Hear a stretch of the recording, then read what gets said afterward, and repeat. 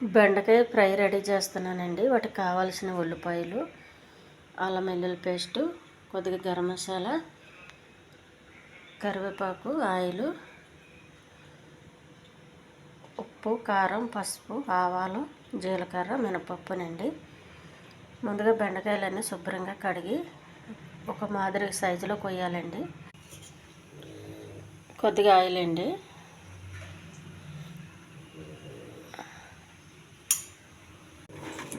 ఉల్లిపాయలు,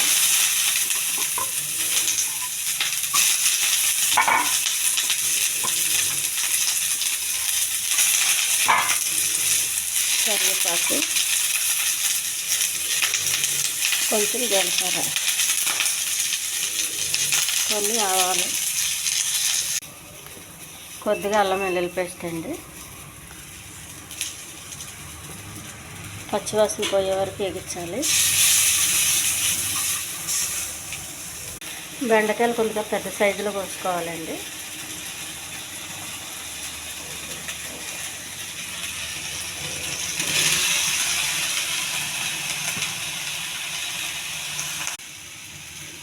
కొద్దిగా ఉప్పు,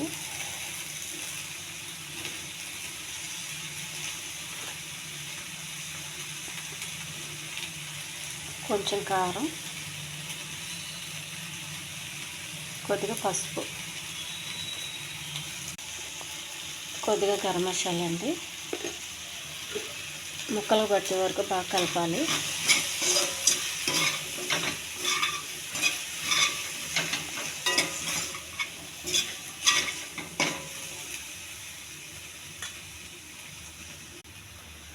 కొద్దిగా వాటర్,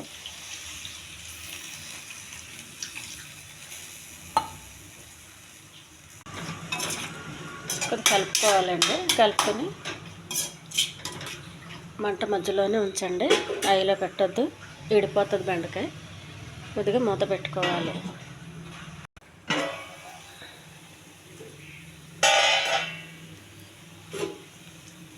బెండకాయ ఫ్రై రెడీ అయిందండి.